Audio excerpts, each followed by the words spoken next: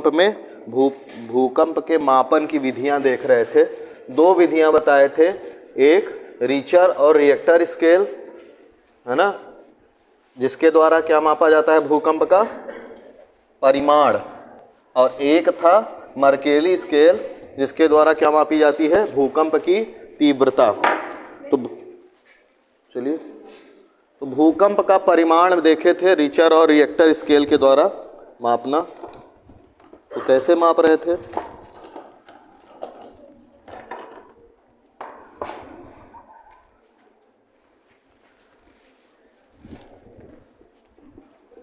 भूकंप का मापन देख रहे थे जिसमें दो स्केल हैं, रिचर या रिएक्टर स्केल और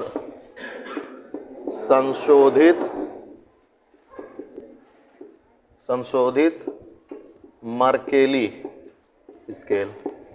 रिचर या रिएक्टर स्केल में देख रहे थे जिसमें क्या मापते हैं भूकंप का परिमाण मापते हैं, परिमाण, मैग्नीट्यूड। और भूकंप का परिमाण निकालने के लिए जो भूकंपीय तरंगे हैं उनका क्या मापते हैं, पहले एम्पलीट्यूड मापते हैं। इसको निकालना है हमको, लेकिन निकालने के लिए हम पहले भूकंपीय तरंगों की आयाम को मापते हैं जिसको कहते हैं एम्पलीट्यूड। एम्पलीट्यूड बताए थे क्या होता है, अगर कोई तरंग है ना, तो ये जो दूरी होती है इसी को क्या कहते हैं, आयाम कहते हैं, ए के द्वारा दिखाते हैं। अब आयाम कैसे मापेंगे, इसको मापते हैं सिस्मोग्राफ के द्वारा। सिस्मोग्राफ एक यंत्र है जिससे भूकंपीय तरंगें मापी जाती हैं और उन भूकंपीय तरंगों को माप के एम्पलीट्यूड पता कर लिया जाता है। एम्पलीट्यूड से परिमाण कैसे निकालेंगे, तो परिमाण बराबर एक सूत्र होता है log 10 to the power x, जहां x क्या है, आयाम है ना। फिर एक उदाहरण बताए थे आपको कि एग्जाम्पल ले लीजिए कि अगर कोई 1 लाख किसी भूकंपीय तरंग का आयाम कितना है, 1 लाख माइक्रोन है, तो 1 लाख माइक्रोन को आप 10 के घात 5 लिख सकते हैं जो कि आपका x की वैल्यू है। अब इसी में x का मान रख देंगे तो log 10 to the power 10 और फिर उसके ऊपर 5। तो जब ऐसी स्थिति बनती है कि log 10 to the power 10 हो तो इसकी वैल्यू क्या हो जाती है, इसके ऊपर कोई भी भाग है तो ये आगे चला जाता है x log 10 का बेस 10, और ये 1 हो जाता है तो x गुणे 1 हो जाता है तो उसकी मान वही आ जाता है। तो ये हो जाएगा 5 गुणे log 10 to the power 10, इसका मान 1 हो जाएगा तो 5 गुणे 5 1 हो जाएगा, 5 हो जाएगा। मतलब परिमाण अगर आयाम इतना है तो परिमाण कितना आ गया, 5 आया है ना। फिर इसको क्या करते हैं, एक स्केल होती है जो 0 से 10 तक होती है, इसी में दिखा देते हैं या इसी के अनुसार क्या करते हैं, दिखा देते हैं 5वें नंबर पर। ये परिमाण मतलब जो आयाम इसका था उसके अनुसार इतने परिमाण का भूकंप आया है, ठीक है। तो इससे ये नहीं पता चलेगा कितना नुकसान हुआ कितना नुकसान नहीं हुआ, बस इससे ये पता चलता है कि भूकंप कितने परिमाण में आया है, ठीक है। इसमें एक बात और है कि अगर परिमाण में 1 की वृद्धि होगी, जैसे ये 5 से क्या हो जाएगा 6 अगर होगा, तो जो आयाम है वो कितना गुना बढ़ेगा, 10 गुना बढ़ जाएगा। अगर ये 5 से क्या हो जाएगा 6 गुना, तो जैसे यहाँ पे देखिए जो यहाँ पे घात में है 10 के वही यहाँ पे मिल रहा है आपको, 5 था तो 5 मिल रहा है।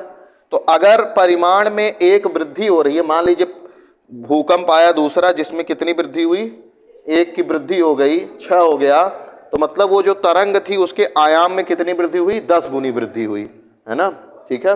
और 1 जब परिमाण बढ़ता है तो 32 गुना ऊर्जा ज़्यादा बढ़ती है। भूकंपीय तरंगे क्या हैं, ऊर्जा है जो चल रही हैं, ऊर्जा की तरंगे हैं जो चल रही हैं। तो जब 1 परिमाण में वृद्धि होती है तो जो आयाम है भूकंपीय तरंगों का 10 गुना बढ़ेगा और जो ऊर्जा है वो 32 गुना बढ़ेगी। ये फैक्ट है, इंपॉर्टेंट है, ये आता है ना। आपके क्वेश्चन में पूछा जाता है कि अगर भूकंप के परिमाण में 1 की वृद्धि हो रही है तो आयाम, जो तरंग का आयाम है 10 गुना और जो ऊर्जा है वह 32 गुना वृद्धि होगी। ठीक है, तो ये फैक्ट है, नोट्स भेजेंगे उसमें लिखा भी हुआ है। तो इस तरह से रीचर और रिएक्टर स्केल पे मापा जाता है। ठीक है, तो इसमें सिंपल सा सिस्मोग्राफ से तरंगों का आयाम निकाल लेते हैं और उस आयाम का प्रयोग करके परिमाण निकाल लेते हैं। ठीक है, मिटा दें इसको। फिर आते हैं संशोधित मर्केली स्केल पे। मर्केली स्केल जो है ज़्यादा महत्वपूर्ण है, उससे ये पता चलता है कि कितना नुकसान हुआ है। मर्केली स्केल एक सर्वेक्षण आधारित स्केल है। सर्वेक्षण आधारित स्केल है। जब कोई भूकंप आता है तो जहाँ पे भूकंप आता है उसके बाद भूवैज्ञानिक जो हैं वहाँ पे जाते हैं और देखते हैं कि कितना नुकसान हुआ है, और उस नुकसान के आधार पर एक स्केल बनता है जिसमें रोमन अंक में 1, 2, 3 रोमन अंक जानते हैं ना, 4 ऐसे करके 12 तक इसमें होते हैं। ये स्केल में 12 वो होता है नंबर्स, रोमन नंबर्स का प्रयोग करते हैं। तो भूकंप आएगा, वहाँ पे भूवैज्ञानिक जाएंगे, उनका कुछ है नियम कि कितना कैसे निकालना है, कि इतना नुकसान हुआ तो एक स्तर का है और इतना नुकसान हुआ तो दूसरे स्तर में जाएगा। तो उसको देखेंगे, जितना नुकसान होता है उस अनुसार वो एक नंबर दे देंगे कि हाँ इस नंबर का भूकंप आया है।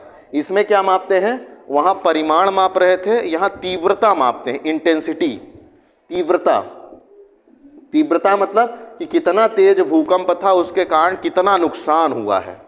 ठीक है, तो यही अंतर है उसमें परिमाण मापते हैं, इसमें क्या मापते हैं, तीव्रता मापते हैं।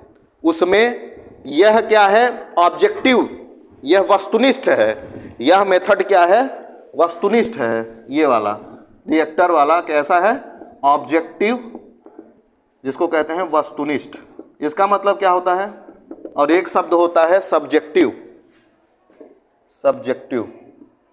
जिसको कहते हैं व्यक्तिनिष्ठ। एक होता है वस्तुनिष्ठ और एक होता है व्यक्तिनिष्ठ, सब्जेक्टिव। जैसे आपके पेपर में 2 तरह क्वेश्चन आते हैं, एक ऑब्जेक्टिव आता है, एक आता है सब्जेक्टिव, जिसमें आप लिखते हैं। तो दोनों में अंतर क्या होता है, ऑब्जेक्टिव जो क्वेश्चन है उसका आंसर फिक्स है, वो सबके लिए फिक्स है, कोई भी हो कहीं भी हो सबके लिए एक ही उत्तर होगा, है ना। लेकिन सब्जेक्टिव जो है उसमें व्यक्ति के ऊपर निर्भर करता है कि कुछ न कुछ वो अपने से, जैसे आप निबंध लिख रहे हैं, है ना, तो जाति प्रथा पे निबंध आ गया, दहेज प्रथा पे निबंध आ गया, तो किसी को दहेज लेना अच्छा लगता है तो उसकी बड़ाई करेगा, किसी को जाति प्रथा अच्छी लगती है तो उसकी बड़ाई करेगा, किसी को नहीं अच्छी लगती वो नहीं अच्छी बातें नहीं लिखेगा, बुराई करेगा। तो व्यक्तिनिष्ठ हो गया ना। लेकिन अगर आपसे पूछा जाए कि ऑक्सीजन का परसेंटेज वायुमंडल में कितना है, तो अगर आपको पता है तो सब लोग 21 ही प्रतिशत लगाएंगे, है ना। नहीं पता है तब दूसरा लगा सकते हैं, लेकिन जान रहे हैं आंसर तो 21 ही होगा, दूसरा तो आंसर हो नहीं सकता है। तो सब ऑब्जेक्टिव यही होता है। तो जो रीचर एक स्केल है यह ऑब्जेक्टिव है, मतलब इसमें कुछ परिवर्तन नहीं होगा, चाहे कोई भी निकाले, चाहे मैं निकालूं, चाहे आप निकालें, चाहे भूवैज्ञानिक जाके निकाल लें, लेकिन इसमें फर्क होगा। क्यों? क्योंकि इसमें भूवैज्ञानिक जो हैं बदल जाएंगे, तो उनके अनुसार जो रीडिंग आएगी वो भी क्या हो जाएगी, बदल जाएगी। ठीक है, जैसे आगे आप लोगों को बता दिया जाए कि आप लोग जाके सर्वे कीजिए, तो आप लोग हो सकता है ज़्यादा निकाल दें, कम निकाल दें, भूवैज्ञानिक जो हैं वो अपने हिसाब से निकालेंगे। तो ये समझ रहे हैं व्यक्तिनिष्ठ और वस्तुनिष्ठ का मतलब। चलिए, तो इस तरह से ये संपन्न हुआ। अच्छा, इसमें एक चीज़ और बता दे रहा हूँ मैं आपको कि यह यांत्रिक विधि है, जैसे अंतर भी पूछ सकता है ना, ये यांत्रिक विधि है और ये क्या विधि है, अभी 3-4 अंतर बता चुके हैं आप लोगों को। ये यांत्रिक विधि है और ये यांत्रिक विधि नहीं है। यांत्रिक विधि का मतलब जिसमें यंत्र का प्रयोग हो, कोई इंस्ट्रूमेंट प्रयोग हो, इसमें सिस्मोग्राफ प्रयोग हो रहा है, इसमें नहीं होता। तो क्या क्या अंतर हो गया, रीचर स्केल परिमाण आधारित है, परिमाण को गणना करते हैं, यह तीव्रता आधारित है। यह वस्तुनिष्ठ है, यह व्यक्तिनिष्ठ है। इसमें 10 अंक से दिखाते हैं, ठीक है, जो अंग्रेजी वाले अंक होते हैं 1, 2, 3। इसमें रोमन अंक दिखाते हैं, 12 अंक होते हैं।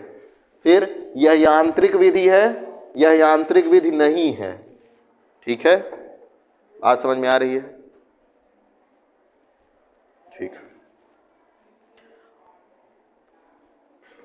फिर आगे चलते हैं, थोड़ा भूकंप के कारण भी देख लेते हैं। मिटा दो इसको।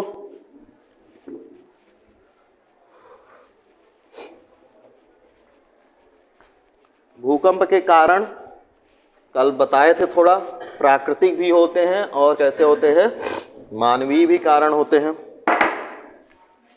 तो भूकंप के कारण, अब जैसे भूकंप का कारण एक बड़ा क्वेश्चन भी बनता है, 5 नंबर 10 नंबर 2 नंबर 4 नंबर कोई भी क्वेश्चन बन सकता है। तो हम समझा दे रहे हैं आपको, पढ़ना विस्तार से है।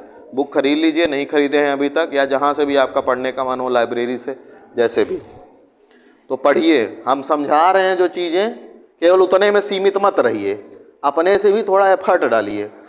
क्योंकि हम यहाँ कॉलेज में एक टॉपिक को मैक्सिमम 10 15 20 मिनट ही पढ़ाएंगे, लेकिन आपको उसको गहराई से पढ़ना है, क्योंकि क्वेश्चन उसमें बड़े भी बनेंगे छोटे भी बनेंगे। छोटे क्वेश्चन में थोड़ा लिखना है। मैं यहाँ पढ़ा रहा हूँ, जितना आप बोलता हूँ उतने में आप 4-5 नंबर का क्वेश्चन लिख सकते हैं, लेकिन 15 नंबर का क्वेश्चन मैं उतना नहीं बोलता हूँ ना, क्योंकि मैं लिखा भी नहीं रहा हूँ। लिखाऊंगा तो वो आपका एक ही यूनिट कम से कम 4 महीने लगेगा, क्योंकि इतना ज़्यादा है। तो समरी में समझाता हूँ, लेकिन समझाने में कमी नहीं कर रहा हूँ, मैं पूरा आपको बहुत अच्छे से समझा रहा हूँ, तो पढ़ने में आपको आसानी होगी। तो कारण 2 तरह के हैं भूकंप आने के, एक है प्राकृतिक कारण और एक है मानवीय कारण, हमारी गतिविधियों के कारण। प्राकृतिक जो कारण है, या इसने 2 तरह का बांटा है अलग से।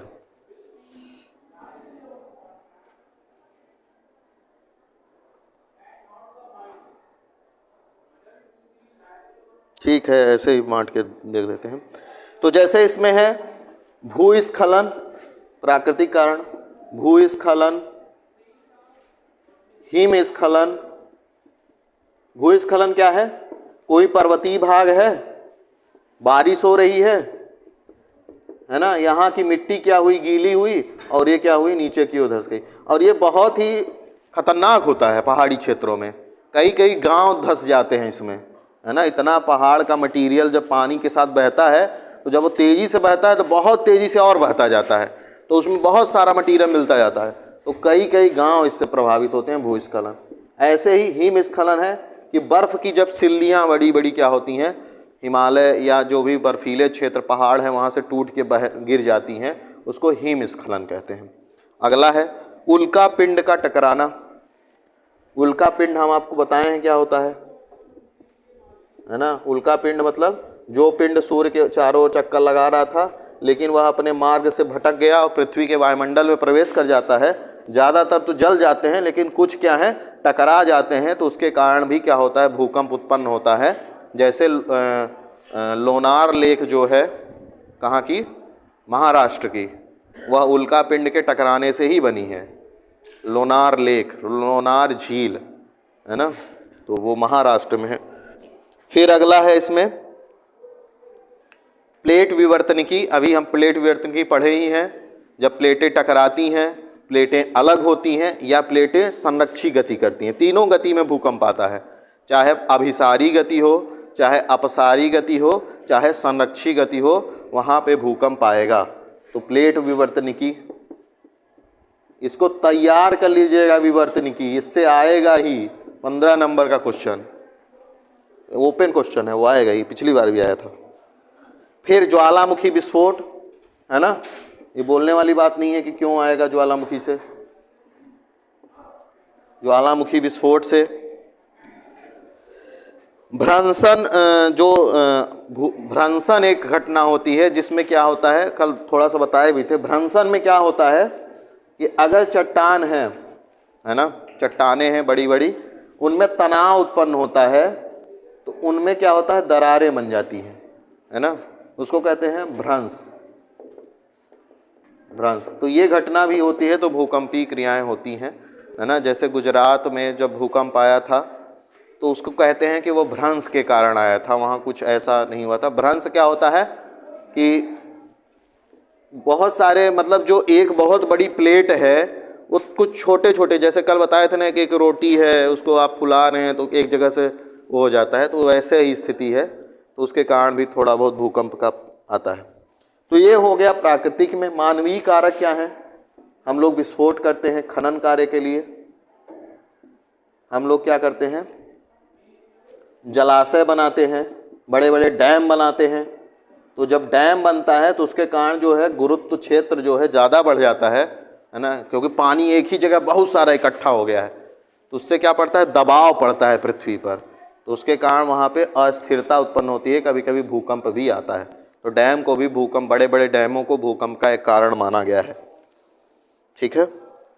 डायनामाइट का विस्फोट, कभी कभी हम परीक्षण करते हैं, न्यूक्लियर बम का परीक्षण कर रहे हैं या मिसाइल का परीक्षण कर रहे हैं, तो उससे भी आसपास क्या होती है, भूकंप की स्थिति उत्पन्न होती है। खनन कार्य होता है, आप लोग देखते ही यहाँ पे भूकंप आता रहता है।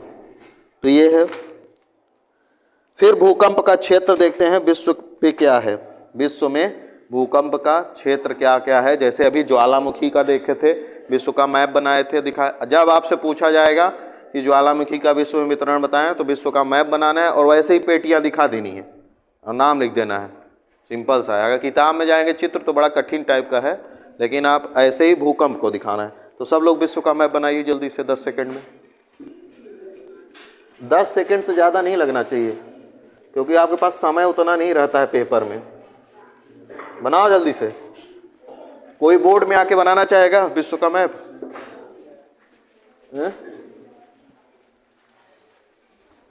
बोले थे ना कि प्रैक्टिस एक दिन और बोले। अच्छा, कल क्या होमवर्क दिए थे? मुझे याद आ गया, कोई बना के भेजा भी था।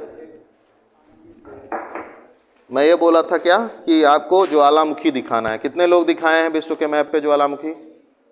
लाओ दिखाओ। और कौन बनाया है? रफ में ही लाओ, जैसे बनाए हो दिखाओ, देखें कैसे बनाए हो। लाओ जल्दी से।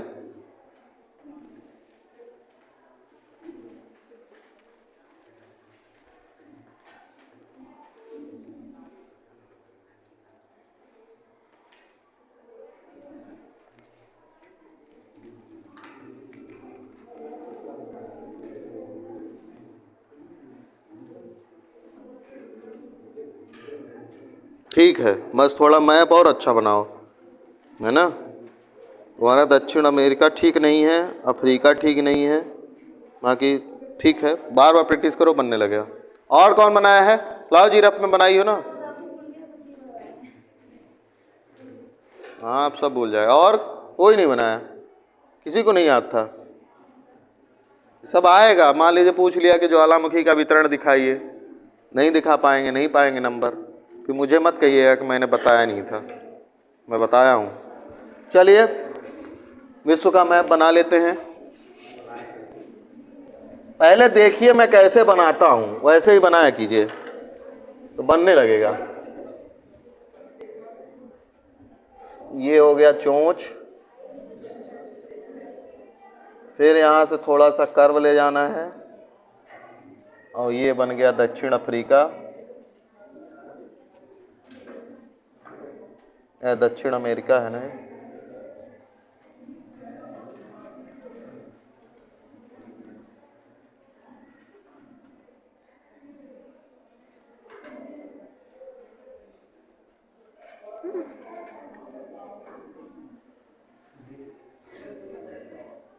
ये हडसन की खाड़ी बन गई, ये हडसन की खाड़ी है।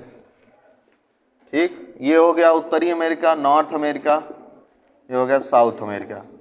मतलब उसकी तरह लगना चाहिए, वो एग्जैक्ट नहीं बना पाएंगे, लेकिन उसकी तरह लगना चाहिए। जैसे अगर विश्व का मैप देखेंगे तो थोड़ा थोड़ा, जैसे यहाँ पे क्या होता है, ये थोड़ा उभरा हुआ है, फिर यहाँ धंसता है, फिर यहाँ थोड़ा ऐसे बन जाएगा, फिर यहाँ से जाके उभरता हुआ ऐसे, ये दो नुकीले भाग निकले हुए हैं विश्व का मैप आप देखेंगे तो ये जब बन जाए, सबसे पहले इसको बनाइए, फिर इसको देखिए अफ्रीका बनाने के लिए।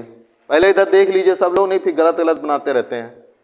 अब आपको ऐसे बनाना है कि अफ्रीका का जो निकला वाला भाग है यहाँ सेट हो जाए, तो ऐसे करिए, ऐसे बनाइए। ये तो भारत बन गया, थोड़ा बड़ा रहेगा ये, है ना। भारत के लिए जगह ही नहीं बच रहा है।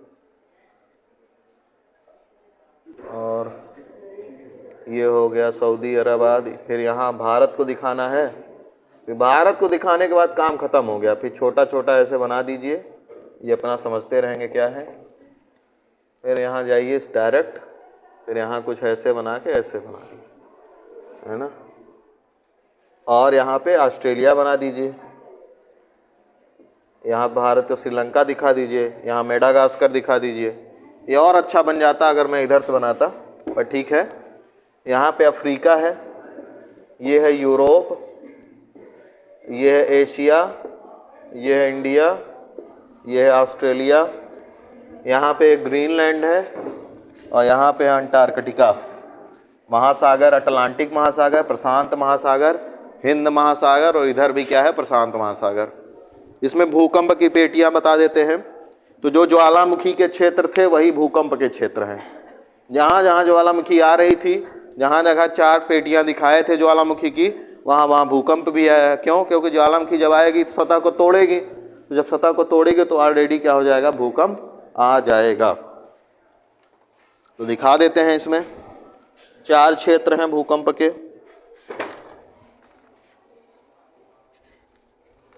पहला तो वही है प्रशांत तटीय क्षेत्र, ये जहाँ जहाँ ज्वालामुखी आ रही थी, प्रशांत तटीय क्षेत्र लगभग 60% के आसपास जो भूकंप है यहीं आता है। तो जब ये इधर है तो कल समझाए थे कैसे, वो ऐसे इधर भी चला जाएगा, है ना। तो इधर भी भूकंप क्या है, आएगा। फिर दूसरा क्षेत्र है भूमध्य सागरीय मध्य महाद्वीपीय क्षेत्र, ये वाला। तो यहाँ अब भारत में भी क्या आता है, भूकंप आएगा। ज्वालामुखी तो नहीं है लेकिन भूकंप अभी आ रहा है। तो ये दूसरी पेटी है जिसका क्या नाम है, भूमध्य सागरीय मध्य महाद्वीपीय पेटी। ठीक। फिर तीसरा है अटलांटिक महासागर का कटक क्षेत्र, है ना। यस आकार में है कटक, ठीक है। प्लेटें इधर उधर जा रही हैं। यहाँ प्लेटें, नॉर्थ अमेरिका की प्लेट पश्चिम की ओर, प्रशांत महासागर की प्लेट पूर्व की ओर, साउथ अमेरिका पश्चिम या पूर्व, अफ्रीका वाली उत्तर की ओर, यूरोप और यूरेशियन प्लेट दक्षिण की ओर, भारतीय प्लेट उत्तर की ओर, यहाँ ये प्रशांत महासागरीय प्लेट पश्चिम की ओर। तो ये कौन सा है, तीसरा नंबर के जो ये है क्षेत्र भूकंप का, अटलांटिक महासागर का कटक, अटलांटिक महासागर कटक क्षेत्र, कटक क्षेत्र। फिर जो अन्य क्षेत्र हैं वो भ्रंश घाटी वाले क्षेत्र हैं, चौथा नंबर का। तो भ्रंश घाटी जैसे हम आपको बोले थे अफ्रीकन भ्रंश घाटी है, अफ्रीका में गुजरात और महाराष्ट्र के पास भी भ्रंश घाटियां पाई जाती हैं। तो उन भ्रंश घाटी के क्षेत्रों में भी क्या होते हैं, तो भूकंप आते हैं। तो चौथा जो है वो भ्रंश का क्षेत्र है, भ्रंश घाटियों का क्षेत्र, जहाँ पे क्या आता है, भूकंप आता है। तो ये 4 भूकंप के क्षेत्र हैं जो कि ज्वालामुखी के भी क्षेत्र हैं, ठीक है। तो जिन जिन जगहों पर ज्वालामुखी आता है उन जगहों पर क्या आता है, भूकंप भी आता है।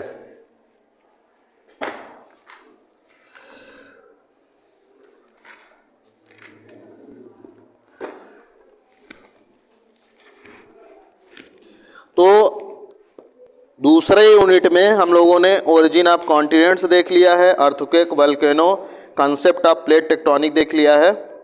2 टॉपिक हैं उनको अभी छोड़ दे रहे हैं, कल से तीसरी यूनिट पे पढ़ेंगे, आइसोस्टैसी और जियोसिंक्लाइन।